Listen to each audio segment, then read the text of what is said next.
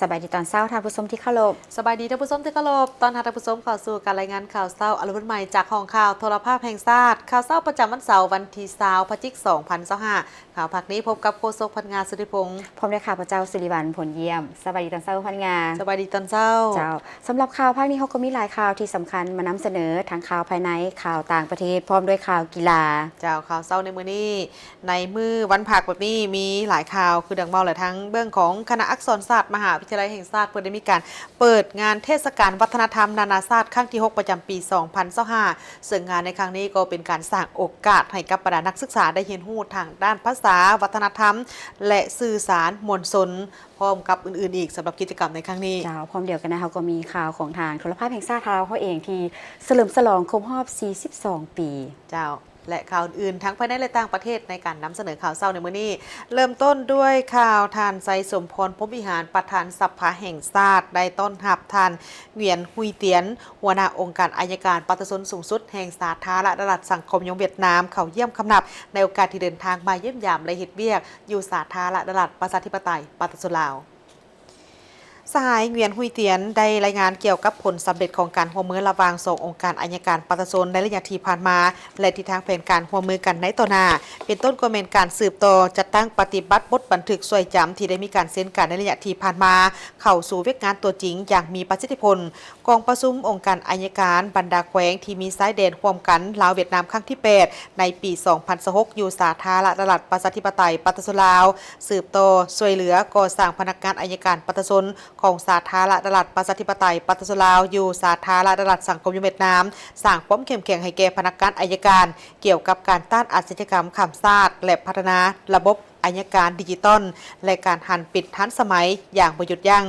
ในโอกาสดังกล่าวนี้สหายไซสมพรผู้วิหารประธานสภาแห่งชาติก็ได้แสดงความยินดีต้อนรับอย่างอบอุ่นและได้ตีราคาสูงต่อกับการเดินทางมาเยี่ยมยามและเฮ็ดเวียกอย่างเป็นทางการอยู่สาธารณรัฐประชาธิปไตยปฏิบัติลาวของคณะผู้แทนขั้นสูงองค์การอัยการปฏิบัติสูงสุดแห่งสาธารณรัฐสังคมเวียดนามในครั้งนี้ซึ่งเป็นการประกอบส่วนอันสำคัญเข้าในการเสริมขยายสายผูกพันมิตรภาพอันยิ่งใหญ่ความสามัคคีพิเศษและการร่วมมือรอบด้านระหว่าง2ภาค2รัฐและปฏิบัติ2ชาติลาวเวียดนามลาวให้นับมือนับเติบใหญ่ขยายตัวอย่างประยุทธ์ยั่งและอวยพรให้แก่คณะผู้แทนจงประสบผลสำเร็จในการมาเยี่ยมยามและคิดเวียกอยู่สาธารณรัฐประชาธิปไตยปฏิบัติลาวในครั้งนี้สหายเวียนฮุยเตียนได้แสดงความขอบใจเป็นอย่างยิ่งมายังท่านไซสมพรพรหมวิหารที่ได้ให้การต้อนรับอย่างอบอุ่นในครั้งนี้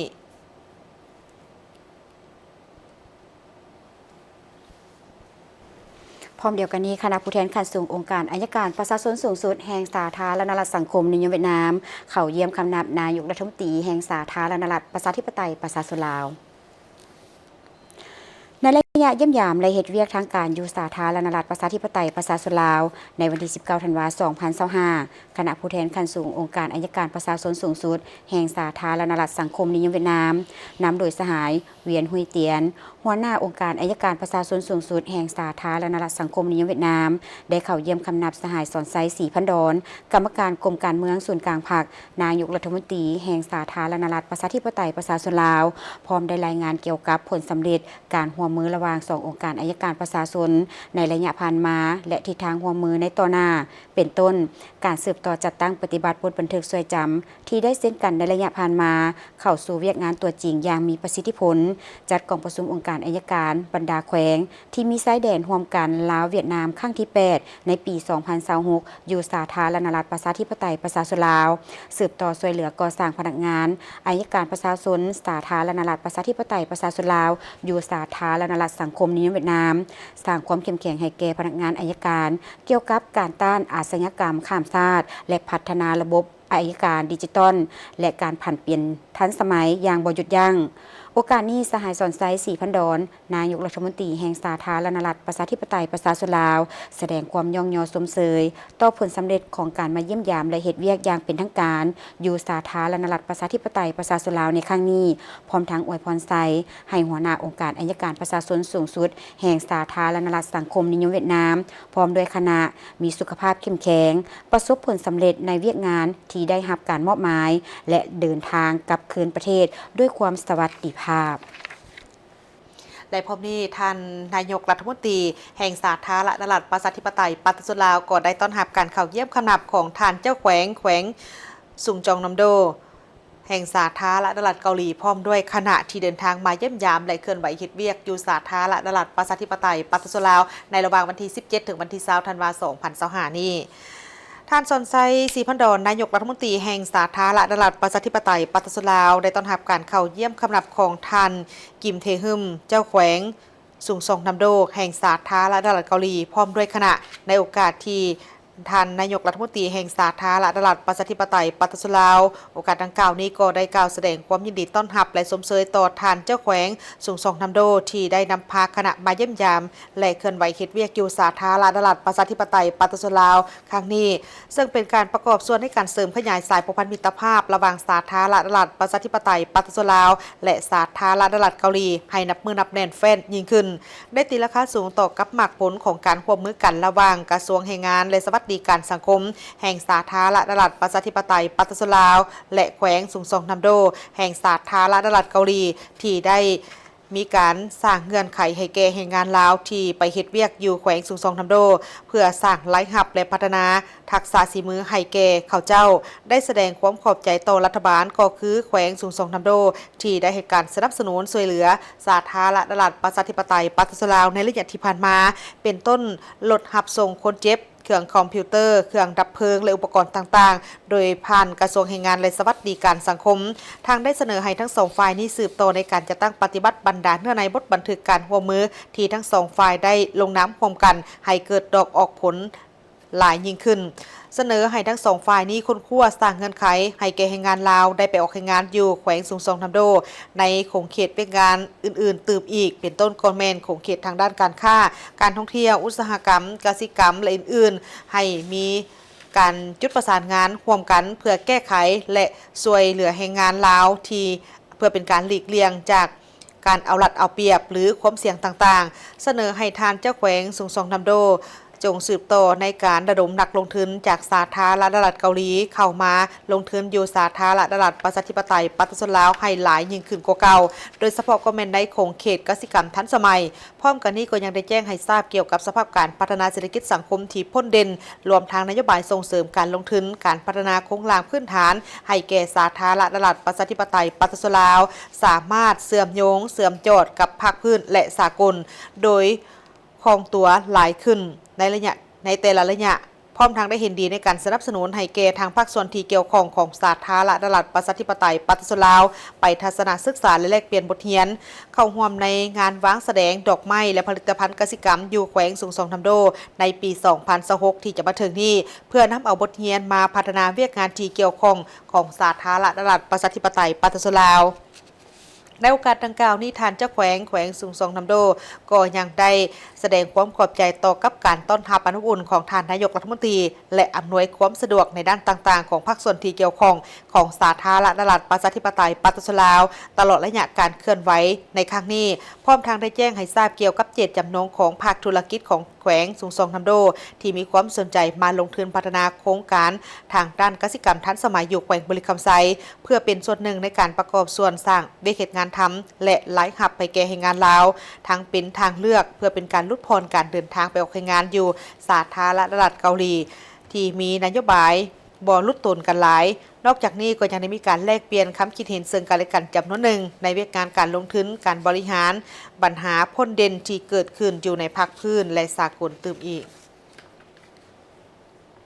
รัฐมนตรีกระทรวงการต่างประเทศลาวเข้าเยี่ยมคำนับการน้ำคันสูงสาธารณรัฐสังคมนิยมเวียดนาม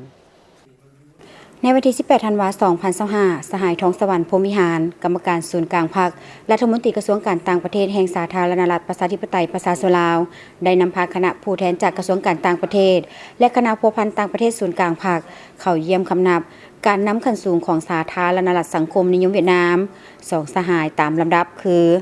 สหายฟาร์มิงจิงกรรมการกรมการเมืองศูนย์กลางพรรคนายกรัฐมนตรีแห่งสาธารณรัฐสังคมนิยมเวียดนามและสหายจึนแทงเหมินกรรมการกรมการเมืองศูนย์กลางพรรคประธานสภาแห่งชาติแห่งสาธารณรัฐสังคมนิยมเวียดนาม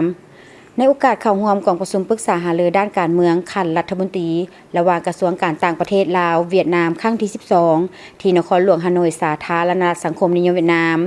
ในโอกาสนี้สหายรัฐมนตรีท้องสวรรค์พรหมวิหารได้แสดงความขอบใจต่อการต้อนรับอันอบอุ่นและปิติยินดีที่ได้มีโอกาสนำพาคณะผู้แทนสาธารณรัฐประชาธิปไตยประชาชนลาวเข้าเยี่ยมคำนับการนำขั้นสูงของพรรครัฐสภาแห่งชาติแห่งสาธารณรัฐสังคมนิยมเวียดนามในครั้งนี้และถือโอกาสนี้นำเอาคำยื้อยามถามข่าวอันอบอุ่นและสนิทสนมจากสหายทองลุ้นศรีสุริตเลขาธิการใหญ่ประธานประเทศแห่งสาธารณรัฐประชาธิปไตยประชาชนลาวสหายสอนไซศรีพันดอนกรรมการกรมการเมืองส่วนกลางพรรคนายกรัฐมนตรีแห่งสาธารณรัฐประชาธิปไตยประชาชนลาวและสหายไซสมพรพรหมวิหารกรรมการกรมการเมืองศูนย์กลางภาคประธานสภาแห่งชาติแห่งสาธารณรัฐประชาธิปไตยประชาชนลาวมายังสหายคู่ร่วมตำแหน่งฝ่ายเวียดนาม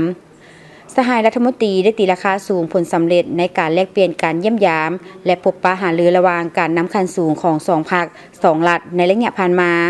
ล่าสุดแม้นการเยี่ยมรัฐกิจอยู่สาธารณรัฐประชาธิปไตยประชาชนลาวของสหายโตเลิมเลขาธิการใหญ่พรรคคอมมิวนิสต์เวียดนามพร้อมด้วยภรรยาและการนำคันสูงของพรรครัฐเวียดนามการจัดการพบปะระหว่าง2กลุ่มการเมืองลาวเวียดนามประจำปี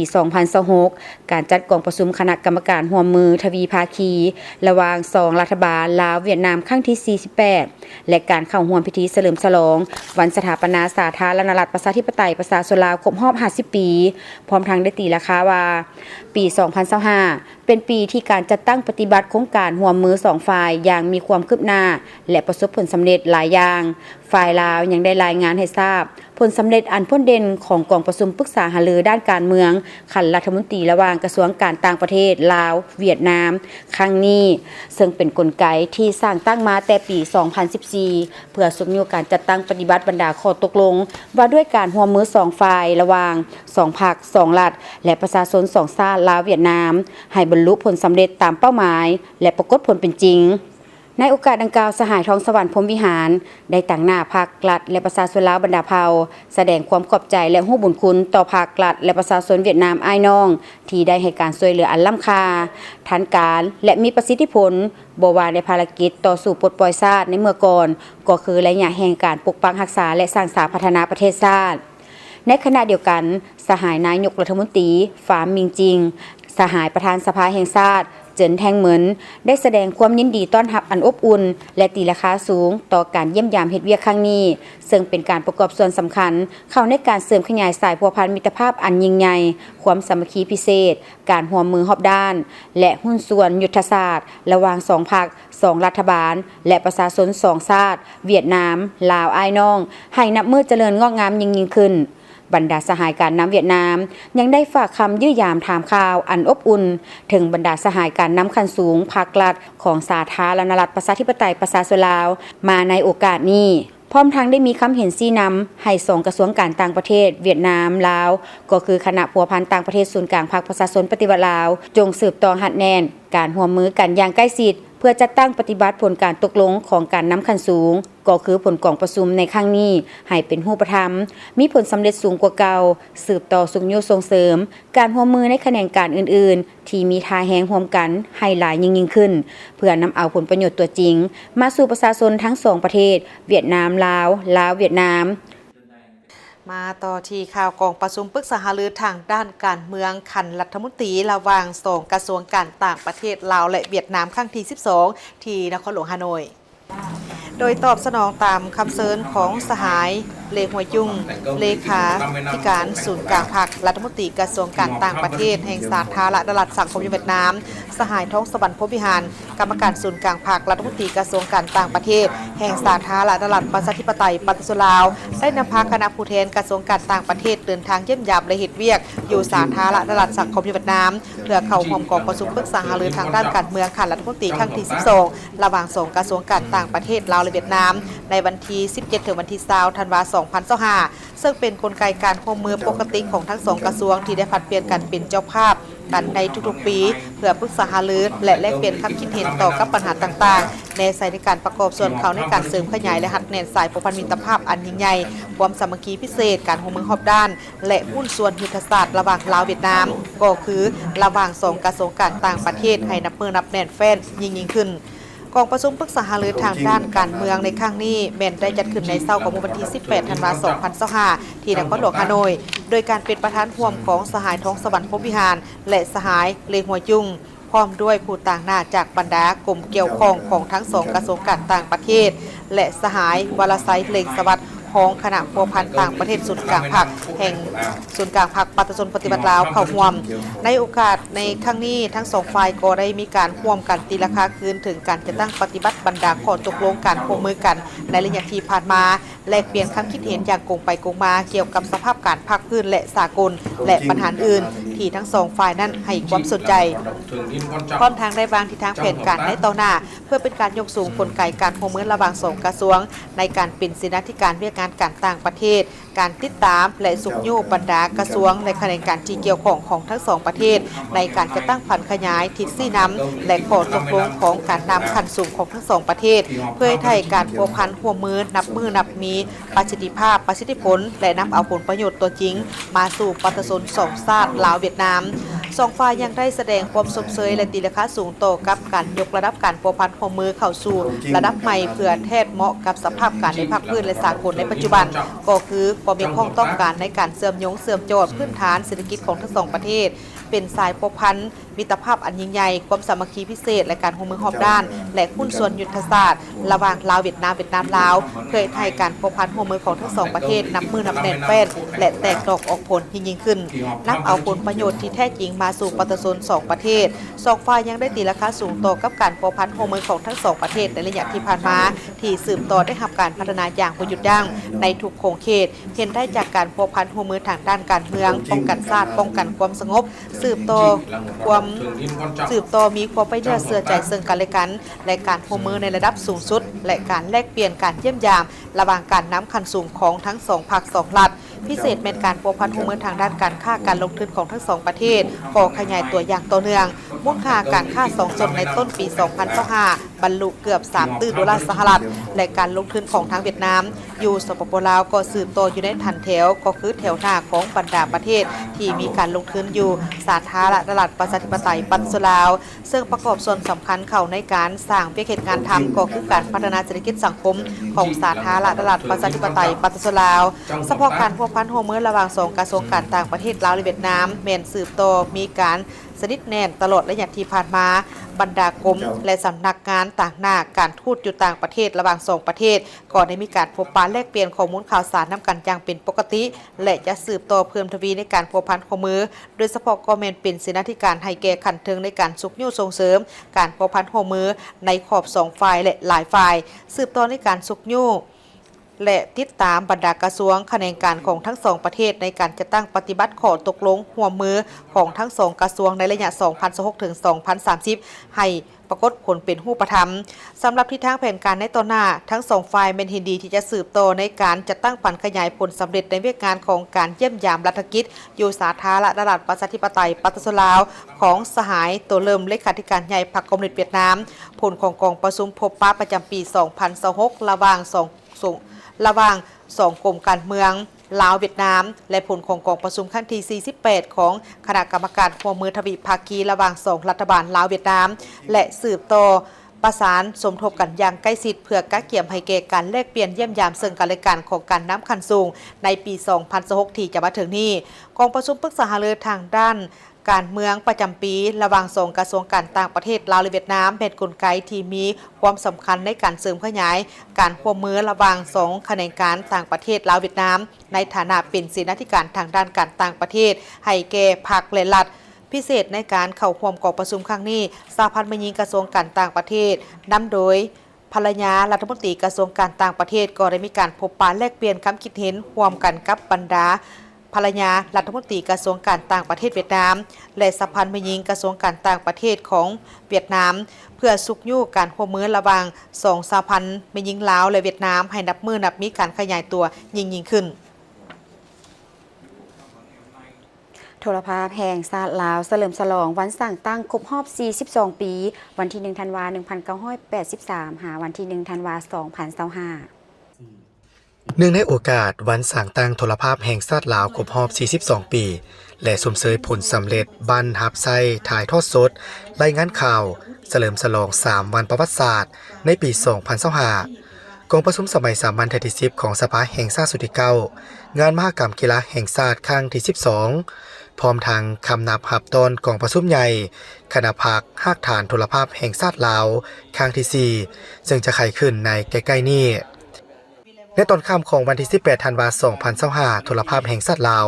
ได้จัดพิธีเฉลิมฉลองให้เกียรติเข้าร่วมในพิธีโดยท่านคำพันธ์เพิ่นยวงศ์หัวหน้าคณะโฆษณาอบรมศูนย์กลางภาคมีท่านวันลาตีคำวานวงศาผู้อำนวยการใหญ่โทรภาพแห่งชาติลาวมีคณะอำนวยการแผนกการพร้อมโดยพนักงานอาวุโสบำนาญและแขกเข้าร่วมประเภทอิเล็กทรอนิกส์หนึ่งซึ่งได้รับความน่าเชื่อถือจากสังคมในโอกาสนี้ผู้เข้าร่วมได้พร้อมการรับชมวิดีโอหวนคืนการเติบใหญ่ขยายตัวโดยภายใต้การนำพาของภาคและรัฐบาลโดยระยะที่ผ่านมาโทรภาพแห่งชาติลาวได้ปฏิบัติหน้าที่ที่มีเกียรติสง่างามของตนในการเป็นกระบอกเสียงกระจายข้อมูลข่าวสารที่สำคัญของภาครัฐและสังคมส่องแสงเหตุการณ์ที่พ้นเด่นทางภายในและต่างประเทศตามปรากฏการณ์ยอดทอดต่างๆของสังคมและถ้อยทำนองบิดเบือนความจริงใส่ให้ป้ายสีของผู้บ่หวังดีต่อผลสำเร็จในการปกปักรักษาและการพัฒนาประเทศชาติในโอกาสที่สำคัญนี้ท่านคำพันธ์เผยยวงศ์หัวหน้าคณะโฆษณาอบรมศูนย์กลางภาคได้ให้เกียรติโอ้ล้มพนักงานรัฐกรโทรภาพแห่งชาติลาวโดยท่านได้ให้กำลังใจแก่พนักงานวิชาการแผนกการต่างๆให้มีความอดทนผ่านพาเหตุหน้าที่ในการเป็นกระบอกเสียงของภาคและรัฐบาลที่มอบหมายให้ในสภาพเงื่อนไขของโลกปัจจุบันมีพวมพันแปรอย่างซับซ้อนไวบาทีนี้สันมันเรียกห้องให้เวียงานโฆษณาเวียงานปลุกระดมกระบวนการเวียงานศึกษาอบรมการเมืองแนวคิดนี้นับมือนับรูเลือดเคี่ยวขาดที่สุดฉะนั้นเวียงานนั้นซึมอันส่วนพวกเฮานี่มันต้องมีการหั่นเปลี่ยนอย่างทันสภาพการอย่างไวสังคมยังมีการตำหนิส่งข่าวพวกเฮาว่าการตอบโต้การโฆษณาเผยแพร่แนวทางนโยบายของพรรคหรือว่าการตอบโต้ปัญหาเสี่ยงสังคมออนไลน์บิดเบือนโจมตีใส่ให้ไปต่อพรรคต่อรัฐหรือต่อประเทศของเฮาบ่ท่วงทันกับสภาพการปัญหานี้มันก็เปรียบเหมือนหนังว่าเป็นภาระหน้าที่อันหนึ่งที่มอบให้พวกเฮานี้ต้องสร้างโอกาสใหม่ต้องเฮ็ดนั้นต้องบุกบืนใหม่เพื่อเฮ็ดอะไรเพื่อแก้ไขปัญหาที่คงค้างในตอนหน้านี้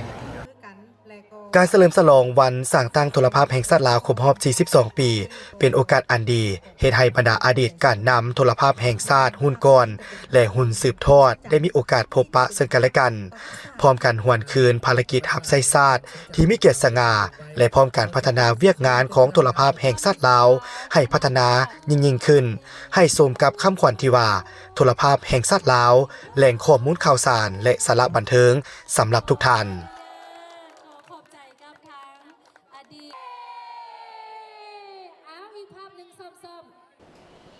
โดยตอบสนองตามการเสื้อเซินของทางหัวหน้าองค์การอัยการปฏิบัติสูงสุดแห่งสาธารณรัฐประชาธิปไตยปฏิบัติลาวคณะผู้แทนขั้นสูงองค์การอัยการปฏิบัติสูงสุดแห่งสาธารณรัฐสังคมเวียดนามหัวหน้าองค์การอัยการปฏิบัติสูงสุดแห่งสาธารณรัฐสังคมเวียดนามจะได้เดินทางมาเยี่ยมยามและเฮ็ดเวียกอยู่สาธารณรัฐประชาธิปไตยปฏิบัติลาวในระหว่างวันที่ 18 ถึงวันที่ 19 ธันวาคม 2025 นี้ในเมื่อวันที่ 18 ธันวาคม 2025 คณะผู้แทนขั้นสูงองค์การอัยการปฏิบัติสูงสุดแห่งสาธารณรัฐสังคมเวียดนามนำโดยสหายเหวียนฮุยเตียนหัวหน้าองค์การอัยการปฏิบัติสูงสุดแห่งสาธารณรัฐสังคมเวียดนามได้มีการพบปะกับทางคณะผู้แทนขั้นสูงองค์การอัยการปฏิบัติสูงสุดแห่งสาธารณรัฐประชาธิปไตยปฏิบัติลาวนำโดยสหายไซสนาโคตรภูธรหัวหน้าองค์การอัยการปฏิบัติสูงสุด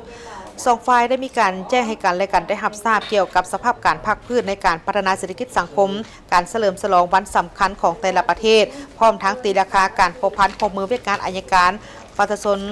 เวียกงานอัยการของทั้ง2ประเทศในระยะที่ผ่านมาโดยเห็นได้ถึงความสำคัญในการต้านอาชญากรรมข้ามชาติที่มีการจัดตั้งเป็นต้นอาชญากรรมทางไซเบอร์รวมทางสแกมเมอร์โดยผ่านการประเมินทางอาญาเพื่อก้าเกี่ยมให้แก่การจัดตั้งปฏิบัติสนธิสัญญาสหประชาชาติว่าด้วยการต้านอาชญากรรมทางไซเบอร์ที่ได้มีการลงนามกันที่นครหลวงฮานอยสาธารณรัฐสังคมเวียดนาม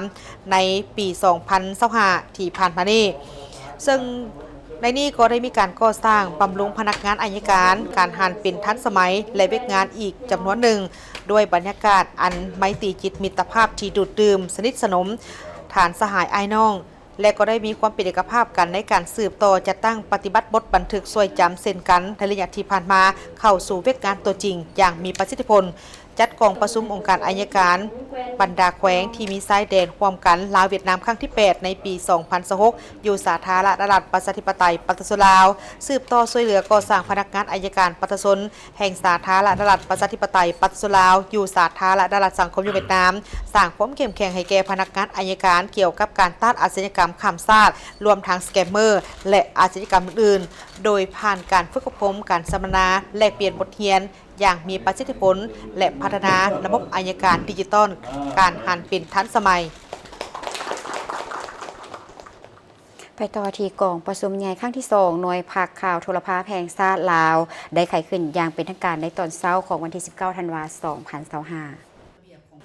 กองประชุมใหญ่ครั้งที่2หน่วยภาคข่าวโทรภาพแห่งชาติลาวภายใต้การเป็นประธานของสหายนางมาลัยเวียงวงจันดีคณะภาคฮักฐานโทรภาพแห่งชาติลาวเลขาหน่วยภาคข่าวเป็นเกียรติเข้าร่วมของสหายนางวิไลวรพันธวงศ์คณะประจำภาคหองหัวหน้าคณะโฆษณาโฮมศูนย์กลางภาคประธานกวดกาภาคผู้ซีนำเวียกงานโทรภาพมีสหายดร.วันลาตีคำวานวงศาเลขาคณะภาคฮักฐานโทรภาพแห่งชาติลาวผู้อำนวยการใหญ่โทรภาพแห่งชาติลาวมีคณะหน่วยภาคข่าวบรรดาสมาชิกภาคสมบูรณ์สำฮองและบรรดาเลขาคณะภาคที่ขึ้นกับคณะโฆษณาโฮมศูนย์กลางภาคเข้าร่วมสหายนางมาลัยเวียงวงจันดีคณะภาคฮักฐานโทรภาพแห่งชาติลาวเลขาหน่วยภาคข่าวได้ให้เกียรติกล่าวไขกองประชุมผ่านบทรายงานการเมืองของหน่วยภาค 2021-2025 และแผนทิศทางเวียกงานจุดสุมใน5 ปีต่อหน้า 2026-2030 ตลอดระยะ5 ปีผ่านมาหน่วยภาคข่าวได้ถือเอาแนวทางแผนนโยบายมติคำสั่งของภาครัฐมติของคณะภาคคันถึงมาเป็นทิศทางแผนการอันละเอียดของหน่วยภาคพร้อมทั้งผันขยายและจัดตั้งปฏิบัติโดยถือเอาการศึกษาอบรมสมาชิกพรรคให้มีอุดมการณ์ทางด้านการเมืองหนักแน่นยึดมั่นอุดมการณ์สังคมนิยมมีทัศนะรักมั่นฮู้จำแนกมิตรศัตรูอย่างจะแจ้งต้านกลอุบายหันเปลี่ยนโดยสันติของกลุ่มคนบ่หวังดีคณะหน่วยภาคได้ยึดมั่นและปฏิบัติตาม5หลักการ3ทิศนำในการก่อสร้างปรับปรุงภาคให้มีการขยายตัวอย่างต่อเนื่องดำเนินชีวิตการเมืองของหน่วยภาคเป็นปกติเสริมขยายได้ลักษณะนำพาลักษณะศึกษาอบรมและลักษณะต่อสู้ภายในภาคคณะหน่วยภาคได้ศึกษาอบรมสมาชิกภาคให้มีสติเคารพและจัดตั้งปฏิบัติระเบียบของภาคกฎหมายของรัฐระเบียบการต่างๆของสำนักงานองค์การอย่างเข้มงวดการดำเนินชีวิตการเมืองของหน่วยภาคสุขยู่และส่งเสริมการตำหนิส่งข่าวก่อสร้างช่วยเหลือซึ่งกันและกันเป็นแบบอย่างที่ดีในการเคลื่อนไหวทุกหน้าที่การเมืองบ่ให้มีปรากฏการณ์ย่อท้ออยู่ภายในภาคสมาชิกภาคอยู่ภายในหน่วยภาคล้วนแล้วแต่เป็นกำลังแหงที่สำคัญในการเคลื่อนไหวรับใช้หน้าที่การเมืองของภาครัฐและเสียเงินสติภาคเป็นปกติในแต่ละเดือน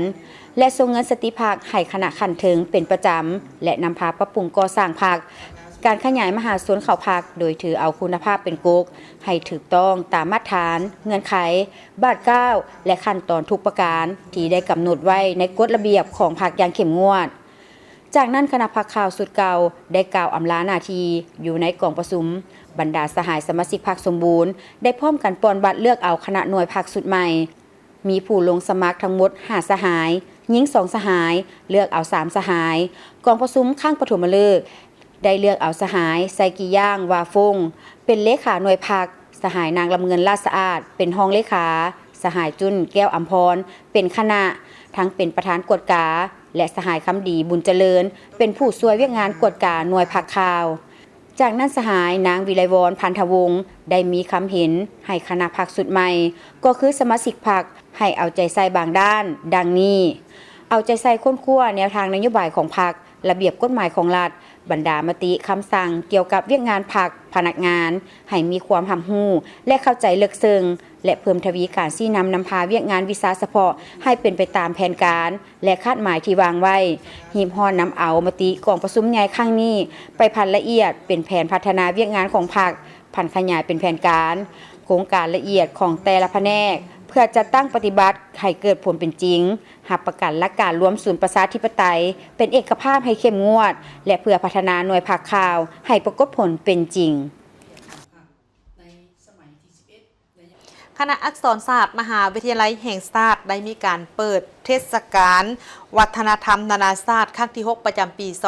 2025 การจัดงานในครั้งนี้ถือว่าเป็นการสร้างโอกาสให้แก่บรรดานักศึกษาได้เรียนรู้ทางด้านภาษาวัฒนธรรมและสื่อสารมวลชนทั้งเป็นการสร้างเวทีให้กับบรรดานักศึกษาของลาวและต่างประเทศได้มีการแลกเปลี่ยนข้อมูลความรู้และสร้างความเข้าใจซึ่งกันและกันพิธีเปิดเทศกาลวัฒนธรรมนานาชาติครั้งที่ 6 ประจำปี 2025 ของคณะอักษรศาสตร์จัดขึ้นในกลางอาทิตย์ที่ผ่านมาที่มหาวิทยาลัยแห่งชาติวิทยาเขตโดกโดยมีศาสตราจารย์ปริญญาเอกเดชานุราชแสนดวงเดชผู้อำนวยการใหญ่มหาวิทยาลัยแห่งชาติพร้อมด้วยคณะนำจากทางสถานทูตองค์การจัดตั้งสากลและตัวแทนจากภาคส่วนต่างๆเข้าร่วมท่านปริญญาเอกนางทองมาลาโพสิทธิ์คำหัวหน้าคณะวิชาคณะอักษรศาสตร์มหาวิทยาลัยแห่งชาติได้ขึ้นกล่าวเปิดงานพร้อมทางได้กล่าวถึงความสำคัญของเทศกาลดังกล่าวนี้ว่า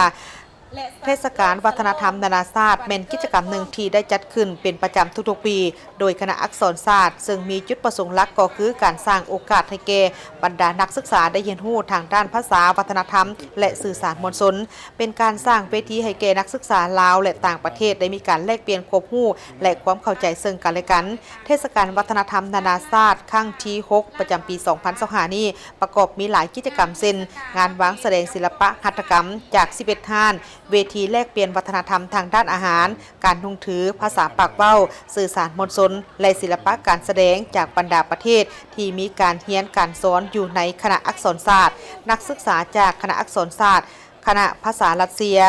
วิทยาคารป้องกันประเทศไกรสอนพรหมวิหารโรงเรียนประจำสถานทูตรัสเซียและศูนย์วัฒนธรรมและศูนย์วิทยาศาสตร์วัฒนธรรมรัสเซียคณะอักษรศาสตร์แม่นประกอบมี10ภาควิชามี1หน่วยวิชาและมี7แผนกเสนาธิการมี3ศูนย์มีพนักงานรัฐกรทั้งหมดแม่น126ท่านหญิง63ท่านมีนักศึกษาที่อยู่ภายใต้การคุ้มครองแม่นหลายกว่า 2,000 คนมีเชี่ยวชาญและอาสาสมัครจากต่างประเทศมาช่วยสอนอยู่ในภาควิชาดังกล่าวนี้มีทั้งหมดแม่น20คนมีการเรียนการสอนทั้งภาคปกติและภาคคำมีหลายระดับมีหลายหลักสูตรก็คือบำรุงต่อเนื่องปริญญาตรีปริญญาโทและปริญญาเอกคณะอักษรศาสตร์มีวิสัยทัศน์ที่ว่าคณะอักษรศาสตร์เป็นศูนย์กลางการศึกษาและค้นคว้าวิทยาศาสตร์ทางด้านภาษาวัฒนธรรมและสื่อสารมวลชนที่มีคุณภาพพร้อมทั้งเป็นที่ยอมรับของภาคพื้นและสากลทางผู้ชมที่เคารพเนื่องในโอกาสของวันเกิดประธานไกรสอนพรหมวิหารครบรอบ105 ปีทีมข่าวโทรภาพแห่งชาติของพวกเราได้มีบทความเกี่ยวกับประธานไกรสอนพรหมวิหารผู้นำของการปฏิวัติลาวผู้หนึ่งที่มีความปีศาจสามารถซึ่งเพิ่นเติบโตในครอบครัวข้าราชการในสภาพที่ประเทศชาติตกเป็นหัวเมืองขึ้นของจักรพรรดิต่างดาวและประชาชนตกอยู่ในความลำบากยากเข็ญมานำเสนอประธานไกรสอนพรหมวิหารแม่นผู้นำของการปฏิวัติลาวผู้หนึ่งที่มีความปีศาจสามารถมีความฉลาดลักแหลมมีไหวพริบแหลมคมมีน้ำใจปฏิวัติเด็ดเดียวเหนียวแน่นเพิ่นเติบโตในครอบครัวข้าราชการในสภาพที่ประเทศชาติตกเป็นหัวเมืองขึ้นของจักรพรรดิต่างดาวและประชาชนตกอยู่ในความลำบากยากเข็ญประธานไกรสอนพรหมวิหารได้มีความตื่นตัวและได้ร่วมกับเพื่อนสหายที่มีน้ำใจรักชาติเพื่อซอกเส้นทางกอบกู้เอาเอกราชแห่งชาติเพิ่นได้นำพาปลุกระดมเต้าโฮมสามัคคีประชาชนทุกเผ่าทุกสั้นคนอย่างกว้างขวางลุกขึ้นต่อสู้ด้วยการสมทบกับการต่อสู้ด้านต่างๆอย่างแน่นแฟ้นประธานไกรสอนพรหมวิหารได้รับความไว้วางใจและได้รับการมอบหมายให้รับผิดชอบหน้าที่อันสำคัญยิ่งด้วยอายุเพียงแต่35 ปี เพิ่นได้ทุ่มเททั้งกำลังกายความรู้สติปัญญาอย่างสุดขีดและมีความสามารถประดิษฐ์สร้างสูงในการปฏิบัติหน้าที่และความรับผิดชอบของตนแนวคิดซี่น้ำของประธานไกรสอนพรหมวิหารแสดงออกในแต่ละขงเขตเวียกงานอย่างลึกซึ้งและรอบด้านสอดคล้องกับแต่ละระยะของการปฏิบัติดังนี้แนวคิดซี่น้ำเกี่ยวกับเวียกงานก่อสร้างกำลังประกอบอาวุธยามใดเพิ่นก่อสุมสติปัญญาเข้าในการค้นคว้าวางแนวทางด้านการทหารด้วยการดำเนินสงครามประชาชนการสร้างกำลังประกอบอาวุธสร้างแนวหลังและพื้นฐานเวียกงานป้องกันชาติป้องกันความสงบในทั่วปวงชนรอบด้านซี่นำการทหารเพื่อต้านและต่อสู้กับลัทธิลาเมืองขึ้นแบบเก่าและแบบใหม่แนวคิดด้านการทหารดังกล่าวได้ส่องแสงให้เห็นถึงกฎเกณฑ์ขยายตัวของการต่อสู้ปลดปล่อยชาติในเงื่อนไขตัวจริงของประเทศชาติเฮาแม่นการประสานสมทบอย่างกลมเกลียวระหว่างวิทยาศาสตร์ที่เป็นมูลเสื้อการต่อสู้ของชาติกับสิ่งยอดยิงด้านการทหารแม่นป้องกันชาติป้องกันความสงบทั่วปวงชนรอบด้านแนวคิดซี่น้ำของประธานไกรสอนพรหมวิหารเกี่ยวกับเวียกงานก่อสร้างภาคให้นักแน่นเข้มแข็งเพิ่นได้ถือเวียกงานก่อสร้างภาคเป็นปัญหาตัดสินทุกไซสนะของการปฏิบัติเพิ่นได้ให้ทัศนะว่าพรรคเฮาในฐานะเป็นพรรคกำอำนาจแม้นมีความรับผิดชอบโดยกงต่อการคงตัวและขยายตัวของระบบใหม่ในประเทศเฮาเวียกงานก่อสร้างพรรคเป็นเวียกงานที่มีความหมายสำคัญแม้นความจำเป็นภาวะวิสัยทั้งเป็นยุทธศาสตร์สิ่งดังกล่าวได้ซี่บอกว่าพวกเฮาจำเป็นต้องเพิ่มทวีการก่อสร้างพรรคให้นักแน่นเข้มแข็งทางด้านการเมืองแนวคิดและการจัดตั้งเสื้อสูบทบาทของพรรคให้สมเป็นแกนนำในระบบการเมืองประธานไกรสอนพรหมวิหารเป็นผู้ที่มีแนวคิดริเริ่มเปลี่ยนแปลงใหม่แนวคิดเกี่ยวกับเปลี่ยนแปลงใหม่บ่ได้เกิดขึ้นโดยบังเอิญแต่หากเกิดขึ้นบนพื้นฐานการค้นคว้าอย่างลึกซึ้งเกี่ยวกับนโยบายเปลี่ยนแปลงใหม่ในแต่ละขงเขตในนั้นแม้นเปลี่ยนแปลงใหม่ด้านจินตนาการในขงเขตเศรษฐกิจเพิ่นได้มีความกล้าหาญประดิษฐ์สร้างในการหมุนไส้ทฤษฎีของนักมาร์กซิสต์เข้ากับเงื่อนไขและสภาพจุดพิเศษของประเทศเฮาเพื่อเห็นให้แนวทางเป็นแปลงใหม่ดำเนินไปอย่างถูกต้องตามทิศทางและจุดหมายที่วางไว้ทั้งรับประกันเสถียรภาพและความมั่นคงของระบอบประชาธิปไตยประชาชนประธานไกรสอนพรหมวิหารได้กำหนด6หลักการพื้นฐานของการเปลี่ยนแปลงใหม่อยู่ประเทศเฮาประธานไกรสอนพรหมวิหารบ่เพียงแต่เป็นผู้ชี้นำการเปิดกว้างการพัวพันกับต่างประเทศเป็นผู้ที่เคลื่อนไหวด้านการต่างประเทศอย่างเอาการเอางานซึ่งเวลาใดก็เป็นแบบอย่างด้านการกำแน่นหลักการและยุทธศาสตร์ที่วางออกพร้อมกันนั้นก็มีความคล่องแคล่วนิ่มนวลในด้านยุทโธบายเพื่อบรรลุจุดประสงค์เป้าหมายที่วางไว้คุณงามความดีของประธานไกรสอนพรหมวิหารแม่นใหญ่หลวงที่สุดในการนำพาภารกิจต่อสู่ปลดปล่อยชาติปกปักรักษาและสร้างสรรค์พัฒนาประเทศชาติประธานไกรสอนพรหมวิหารได้กลายเป็นตัวแทนรวมยอดแห่งความหักชาติและเป็นสัญลักษณ์แห่งชาติลาววีรชนคนลาวพิละอาจหารประธานไกรสอนพรหมวิหารเป็นนักการเมืองที่ฉลาดซองใสเป็นนายทหารที่ปีศาจสามารถเป็นนักทฤษฎีแนวคิดที่ยิ่งใหญ่ของชาติลาวพวกเขาเป็นนักโฆษณาปาฐกถาที่ชำนาญเพิ่นเป็นผู้กำแน่นหลักมูลพื้นฐานของสัจจะวิภาคมาร์กเลนินกำสภาพความเป็นจริงของประเทศชาติและประชาชนลาวบรรดาเผ่าเป็นผู้เผยแพร่ทฤษฎีปฏิวัติย้ำใดก็ยึดมั่นแนวคิดที่ถือเอาประชาชนเป็นก๊กเสริมขยายบทบาทเป็นเจ้าของประชาชนอย่างสุดขีดอิงใส่ประชาชนและเสื่อมั่นอย่างนักแน่นในกำลังแห่งของประชาชนประธานไกรสอนพรหมวิหารได้เอาใจใส่ในการค้นคว้าแนวทางแผนนโยบายของพรรคนโยบายของรัฐโดยได้สุ่มใส่ซี่นำพาอย่างใกล้ชิดในแต่ละขงเขตเวียกงานอย่างรอบด้านและลึกซึ้งเป็นต้นขงเขตเศรษฐกิจการเมืองการศึกษาวัฒนธรรมสังคมเวียกงานก่อสร้างรากฐานการเมืองพัฒนาชนบทและแก้ไขความทุกข์ยากเวียกงานป้องกันชาติป้องกันความสงบเวียกงานต่างประเทศเวียกงานแนวโฮมและเวียกงานองค์การจัดตั้งมหาชนและอื่นๆประธานไกรสอนพรหมวิหารได้ออกแหงค้นคว้าหำเฮียนทางด้านทฤษฎีบรรดาบทเรียนทางได้ลงภาคปฏิบัติตัวจริงเพิ่นยังได้เอาใจใส่ต่อการยกระดับความรู้และความสามารถเอาใจใส่ในภารกิจสร้างคนหุ่นนุ่มให้กลายเป็นผู้สืบทอดภารกิจปฏิบัติของพรรคอย่างสมเกียรติในวิถีเฮ็ดเวียกของประธานไกรสอนพรหมวิหารเพิ่นได้ถือสำคัญและปฏิบัติอย่างเข้มงวดอยู่3ประการคือการชี้นำพาของเพิ่นย้ำใดก่อเฮ็ดเป็นหมู่คณะใกล้ชิดติดแทดกับมหาชนอิงใส่บทเรียนและหัวคิดดัดสร้างของมหาชนเพิ่นเคยเว้าไว้ว่า ต้องเรียนเขียนและฮู้แล้วจึงมีการกระทำปฏิบัติที่ถูกต้องตลอดระยะแห่งการเป็นผู้นำสูงสุดของพรรคและรัฐเฮายามใดก็สิทิศเยียงทางแห่งการก้าวเดินสู่ไสยชนะของการปฏิบัติลาวเพิ่นเป็นผู้นำที่เด็ดขาดและมีหัวคิดประดิษฐ์สร้างกล้าคิดกล้าเฮ็ดกล้ารับผิดชอบประธานไก่สอนพรหมวิหารเป็นแวงแย้งอันใส่แจ้งและเป็นแบบอย่างอันประเสริฐเลิศล้ำด้านคุณธาตุการเมืองคุณสมบัติศีลธรรมปฏิบัติแบบแผนวิธีเฮ็ดเวียกก็คือแบบแผนดำรงชีวิตให้แก่พนักงานสมาชิกพรรคนักรบและประชาชนบรรดาเผ่า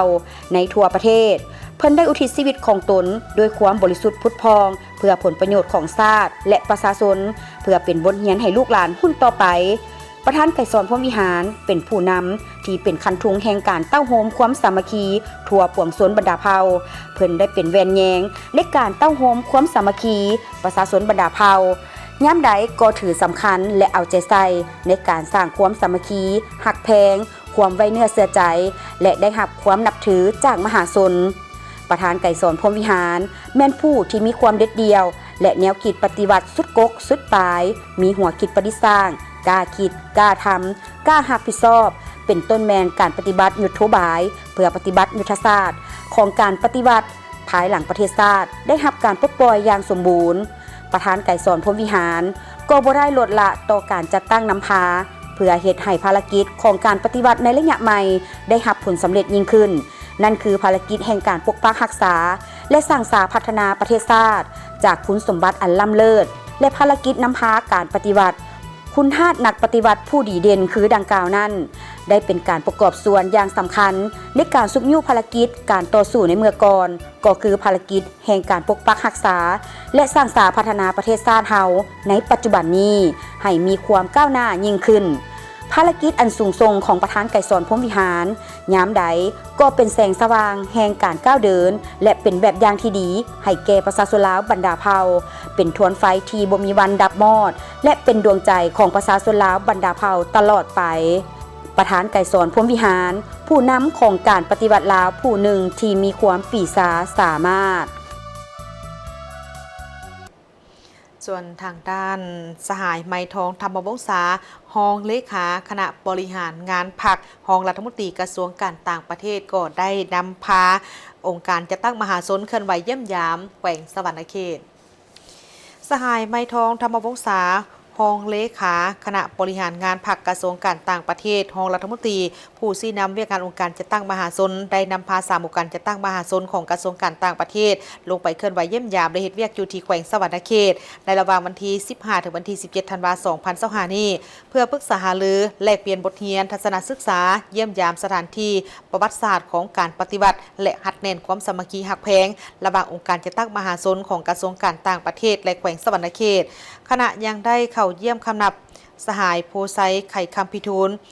รองเลขาพรรคแขวงรองประธานคณะกรรมการปกครองแขวงสะหวรรณเขตผู้ชี้นำเวียกงานองค์การจัดตั้งมหาชนพร้อมด้วยคณะอยู่ที่ห้องว่าการปกครองของทางแขวงสะหวรรณเขต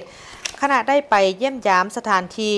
หอพิพิธภัณฑ์ของทางแขวงสะหวรรณเขตเพื่อเรียนรู้ถึงประวัติศาสตร์ของแขวงที่ติดพันกับประวัติศาสตร์อันยาวนานและมูลเสื้ออันพิราอาถรรพ์ทางเป็นบ้านเกิดของประธานไก่สอนพรหมวิหารผู้นำที่แสนเคารพหักที่ปีศาจสามารถและแสนเคารพหักของภาครัฐและประชาชนลาววีรบุรุษของชาติลาวนักปฏิบัติผู้ดีเลิศผู้นำพาสูงสุดของการปฏิบัติลาวที่มีความปีศาจสามารถมีความฉลาดลักแหลมมีไหวพริบอันแหลมคมมีน้ำใจต่อสู้เด็ดเดียวเหนียวแน่นที่พนักงานหุ้นนุ่มน้อยควรสืบต่อในการศึกษาคำเฮียนเอาแบบอย่างเพื่อสร้างความรู้และความเข้าใจอย่างลึกซึ้งให้แก่คณะทั้งหมด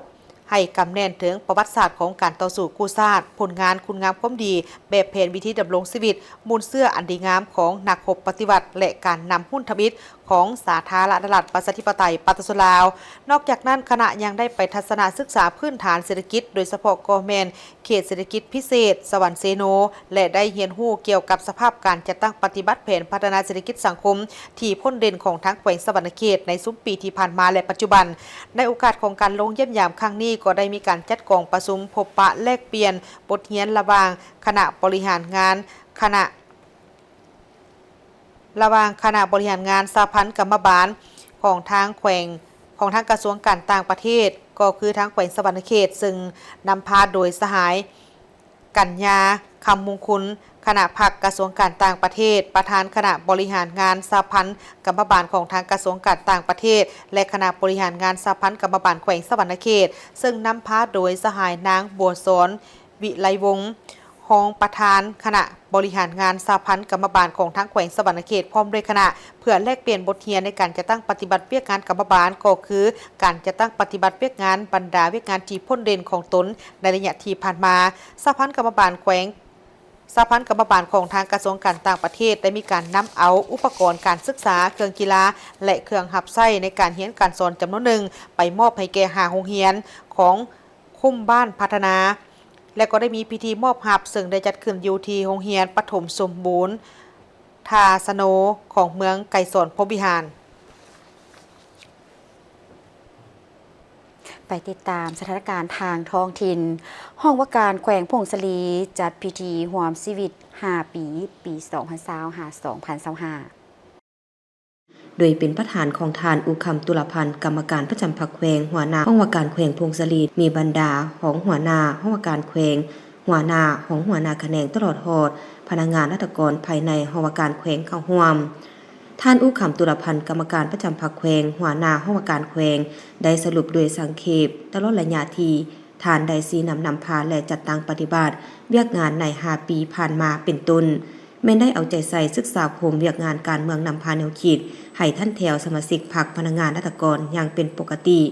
โดยสุ่มใส่ในด้านแบบแผนวิธีเฮ็ดเวียกอย่างต่างหน้าได้นำพาซีนำในการปรับปรุงระบบ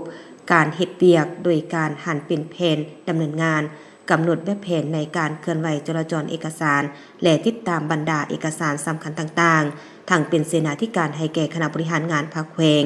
เอาใจใส่นำพาปฏิบัติหลักการรวมศูนย์ประชาธิปไตยอย่างเข้มงวดพร้อมกันจัดตั้งปฏิบัติเวียกงานในทุกด้านสำเร็จเป็นก้าวๆพร้อมนั้นทานได้เน้นหนักหลายปัญหาเพื่อเป็นทิศชี้นำในการจัดตั้งปฏิบัติเวียกงานในต่อหน้าโดยถือเอาเวียกงานการเมืองนำพาแนวคิดให้ท่านแถวสมาชิกพรรคพนักงานราชการเป็นปกติต่อเนื่องเฮ็ดให้สมาชิกพรรคมีความปลอดภัยเข้มแข็งหนักแน่นมีความรับผิดชอบสูงต่อหน้าที่การเมืองที่ได้รับการมอบหมายในแต่ละระยะเพิ่มทวีเอาใจใส่ต่อระเบียบแบบแผนวิธีเวียกโดยปฏิบัติตามหลักการรวมศูนย์ประชาธิปไตยสืบต่อสร้างวิสัยทัศน์จินตนาการใหม่ในการพัฒนาเวียกงานที่ได้รับมอบหมายให้มีความเข้มแข็งมีบาทกาวใหม่เพิ่มทวีความสามัคคีและเป็นเอกภาพกันภายในเสริมขยายด้านดีปรับปรุงด้านอ่อนขอคงค้างให้หมดไปเฮ็ดเวียกให้บรรลุตามแผนการเพื่อเป็นการเอกอ้างถึงมากผลและผลงานในการเคลื่อนไหวเวียกงานอย่างมีผลสำเร็จไปที่เมืองลาแขวงอุดมไซจัดสุดฝึกอบรมทฤษฎีการเมืองการปกครองระยะ5 วันให้เลขาพรรคบ้านและนายบ้านโดยการเป็นประธานของฐานปริญญาโทคำฟ้องพัฒธรรมาวงศ์กรรมการพรรคแขวงหัวหน้าโรงเรียนการเมืองและการปกครองแขวงมีฐานนางไลวอนจันทลาโฮเลขาพรรคเมืองผู้ชี้นำเวียกงานการเมืองแนวคิดพรรคพนักงานมีบรรดาการนำขันเมืองวิทยากรเลขาหน่วยพรรคนายบ้านและภาคส่วนเกี่ยวข้องเข้าร่วมชุดฝึกอบรมครั้งนี้สัมมนากรจะได้เรียนรู้10 เอกสารเป็นต้นเมนความรู้พื้นฐานของการพัฒนาประเทศชาติตามที่สังคมนิยมบทบาทของพรรคประชาชนปฏิวัติลาวและการสร้างหน่วยพรรคปลอดสารเข้มแข็งนักแน่นยกสูงคุณภาพสมาชิกพรรคและเวียกงานขยายพรรคในระยะมาเวียกงานติดตามกวดกาพรรคของการจัดตั้งรากฐานพรรคบ้านการสร้างความสามัคคีอยู่ภายในบ้านให้นักแน่นและการสร้างครอบครัวบ้านวัฒนธรรมการนำพาของพรรคต่อการสร้างเศรษฐกิจครอบครัวและพัฒนาเศรษฐกิจขันบ้านสร้างสติกฎหมายเวียกงานยุติธรรมรากฐานและตามปรากฏการณ์โยโทอยู่คันรากฐานเวียกงานคุ้มครองพลเมืองการคุ้มครองและการนำใช้ที่ดินการสร้างแผนพัฒนาขันบ้านการสร้างบทสรุปบทรายงานการเคลื่อนไหวของบ้านทั้งนี้เพื่อให้คณะพรรคบ้านนายบ้านมีความรู้พื้นฐานด้านกฎหมายหลายขึ้นกว่าเก่าและสามารถนำเอาบทเรียนดังกล่าวไปนำใช้เข้าในเวียกงานตัวจริงที่ตนเองรับผิดชอบ ให้มีความสอดคล้องกลมเกลียวไปตามรัฐธรรมนูญและกฎหมายเป็นพื้นฐานอันสำคัญทางเป็นการเสริมสร้างให้คณะพรรคองค์การปกครองบ้านมีความรู้ด้านการเมืองยกสูงและเชิดสูบทบาทความสามารถในการนำพาคุ้มครองให้มีประสิทธิภาพและมีประสิทธิผลสูงขึ้นสุดฝึกอบรมจะได้ดำเนินไปเป็นเวลา5 วันแต่วันที่15หาวันที่19ธันวาคม2025จึงจะสำเร็จทั้งหมดนี้คือการรายงานข่าวเช้าอรุณใหม่จากห้องข่าวโทรภาพแห่งชาติขอบใจที่บรรทานให้เกียรติติดตามรับชมข่าวแล้วพบกันได้ใหม่ในการรายงานข่าวภาคต่อไปส่วนข่าวภาคนี้โฆษกทั้งสองพร้อมกับทีมข่าวเช้าลาท่านผู้ชมไปก่อนสบายดี